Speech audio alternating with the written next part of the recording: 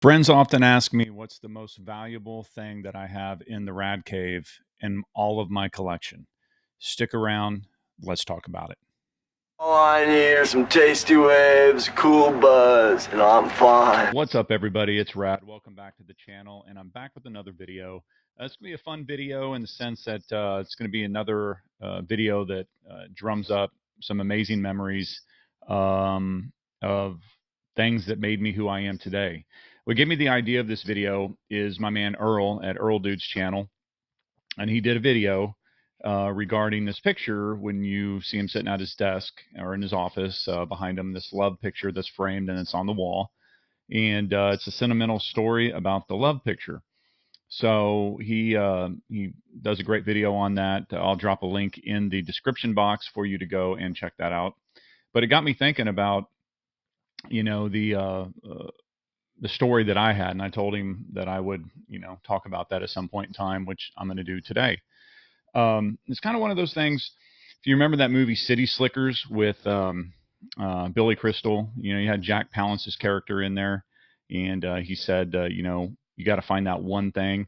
Mine's not necessarily finding the one thing. It's the one thing that I can think back on that happened in my young adult life that changed the future for me. And it's something that I keep, and I see on a, if not daily basis, on a weekly basis. Every time I go into the Rad Cave, it's in my wardrobe, which is one of my closets that I keep my pants in. That I go and when I see it, it just conjures up, memories, which is what I'm going to go into today. So go back in time to 1997. I was, I believe, 24, and I had recently got divorced. I had my oldest son, Theo, which was I think 4 years old at the time. Yeah, 4 years old. And I had gotten divorced, and I had moved up to San Antonio. That's what brought me up to San Antonio from a small town near Corpus Christi that I had lived in. And so I'd had leased a car through this one company in San Antonio, and they did such a great job, right? Customer service wise, they did such an amazing job that, I moved up. I was sleeping on the couch in my brother's apartment. But I called that company up and I said, hey, um, you know, would y'all hire me? I just asked them flat out. And they said, sure. Cause they'd remembered actually at least two cars from them. Um, and so they knew me well, and their customer service was so amazing from somebody who was just starting to get into the sales kind of thing. Their customer service was so amazing that I was just drawn to them. So I call them up. They give me a job. It's a commission job, and the owner of the company, Lenny, was a very boisterous, very wealthy, suave man that started from nothing as a young man to a multimillionaire in San Antonio, living in the Dominion, which is the nicest neighborhood, the most expensive neighborhood in San Antonio, and kind of took me under his wing and began to teach me the art of sales. So you got to remember, being divorced, I was a little depressed, a little sad, and missed my son, who I still saw every other weekend. But I just was so used to having him around all the time. So I moved up and went to work, and was struggling. And his son, who was a manager for the company, who's about I think 10 years older than me, needed a roommate, or he had an extra room, and said, "Yeah, I'll rent it out to you. Real nice apartment." And I think at the time all I had was the clothes, a few clothes, pants and stuff like that, and went out and was, after I got my first cell or whatever, I went out and got the quintessential 1990s Broyhill um, furniture. And I'll post a picture up. I can't believe. I mean, I searched just that, and it pops up exactly that. I think it was the most sold Broyhill item in the 1990s. And the footboard, the headboard, and then the TV hutch case or whatever, and then it had three drawers below it where you can use it as a dresser. Um, so that's all I had to my name. And I had a car, but that's all I had to my name. So one of the things, this is kind of, you know, every generation has a story of overcoming, and so I'm starting from scratch. Credit ruined again, not a lot of money, and one of the caveats of me renting that room and getting it for as cheap as I did because it was a nice apartment was that I had to share the bedroom with his dog. Polo was his name, and not freely share the room, but his kennel cage was in there because during the day when he went to work, he would put him in this kennel, and this was, I think, a Labrador, right, or one of them dogs, a good sized dog, and so you know, I got to come home every day, and there'd be big piles of shit in his kennel, which is in my room. So my whole room smelled like dog shit that then I had to air out. But those are the things that you do to try to live, right? That was what I had to deal with, and I did it. And so I started to learn and learn and learn the the art of sales because it really is art.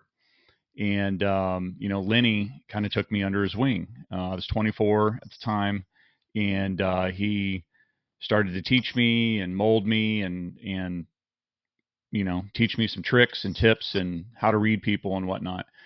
So what happened is, fast forward, I don't know, several months down the road, and there was a Christmas party coming up at his house, which was in the Dominion, and there's a really nice restaurateur, Mr. Aldo's or Aldino's now, but it is a pretty badass restaurant in San Antonio. And he was friends with him, and he's like, he's going to be catering the party. And my roommate, which is Lenny's son, was like, well, it's dress attire. You need to wear a sport coat. I have no idea what a sport coat is. I obviously know what a suit jacket is, but I didn't know that there was a difference between a suit jacket and a sport coat. So he's like, you have to have a sport coat. So I went to, I think, Men's Warehouse and or maybe Burlington Coat Factory and got me a um, a sport coat. And then so one day, Lenny's like, "Hey, take a ride with me. I need to go. I need to go to the mall and need your advice on something." So we jump in his Bentley, yeah, and ride over to North Star Mall where they have a Saks Fifth Avenue in there, and of course, when he walks in, it's like the movies where you walk in, the rich guy walks in, and the people know you by name. Well, that was him. They knew him by name. So he goes to the wall of these shoes that are there, and I'm just there, kind of. I don't know why I'm there. And he says, "Hey, I'm needing a new pair of shoes. What is some young, like from a 24-year-old perspective, what uh, what do you think is cool?" And I sit there and I look and I said, well, I think that pair is pretty cool. He, has the guy take him down and hands him to me, and he's like, "Merry Christmas. Now you can look nice when you come to my party." And so that was something that blew me away because at the time, and I'll show some overlays here shortly. At the time, these were about a $200 pair, $190, $200 pair of shoes, which in 1997's, about $400 now. Um, No one had ever done anything like that for me before. And it just kind of blew me away that, I wasn't a top salesperson yet. I wasn't, closing a bunch of deals, but he just saw something in me and he believed in me. That's the key. He believed in me. And so um, I still keep it to this day is this box of Salvatore Ferragamo loafers that he bought me. And I tell you what, I wore the hell out of these things to the point to where I wore a hole in the bottom of the leather sole. And don't wear them anymore because they're not my style. But you know, several years ago, even though I knew I would never wear them again, I went and I had them resold, and I just keep them. Yeah, look nice, don't they? You can tell they're not even scuffed yet from even wearing once. Um, so it was just something that blew my mind. And so when he passed away in 2017, and here is his, I guess you call it his, I don't know what you call this. What do you call this? that you get at the funeral home. When he passed away, I had unknowingly just snapped a photo of this box of shoes, and I wrote a little thing on Facebook about, what he did for me, the story of these shoes as I'm telling you now. And I had no idea it was going to take off. It kind of went viral with starting with the family members that saw it, and then when I went to the funeral, they're like, "Hey, this is the one that did the post on the shoes." And a lot of people coming up to me saying, "Thank you for saying that about my dad or about my, my uncle or whatnot." And it's just one of those things that you would never think that a pair of shoes uh, would be my most valued possession that's in my Rad Cave. Out of all the toys and the collector toys that I have, and valuable pieces, these hold a little monetary value, but they hold the biggest value to me because at the time he was the boss, right? But it was before I understood what a mentor was. And if it wasn't for him, I moved on from there and went to another sales position. And I struggled a little bit, had some ups and downs and bumps, and but then eventually ended up into the industry that I'm in today, and been there since 1999. Because I was friends with his son, I would still go by once a month or whatnot, and we'd have lunch. So I'd meet him at his office, and I would see Lenny, and he'd always come in and shake my hand, ask me how I was doing, how are my sales numbers, and all that. So it was kind of a blow when he passed away.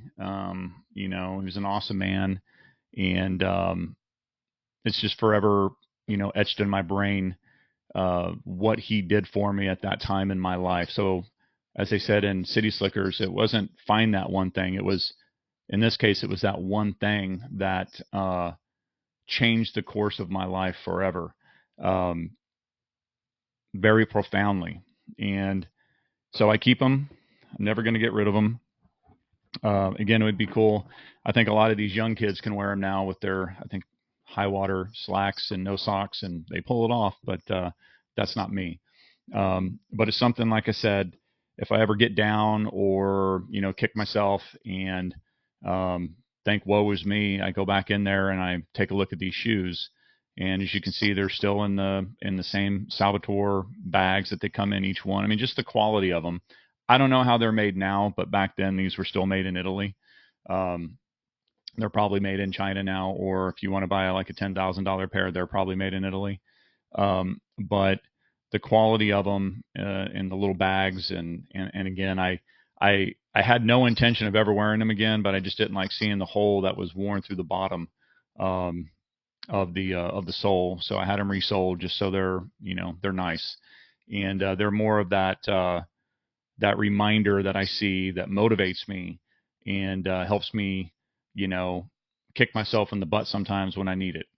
So, do you have anything like that? Is there anything that you have in your, like a physical item, not necessarily in this case a memory, but a physical item that conjures up good memories for you, or memories that was like, okay, this is the kick in the ass that I needed to change or to motivate myself to do something better, to move forward, to make a decision, whatnot. Let me know and drop a comment. And so I don't display these. They are in a closet.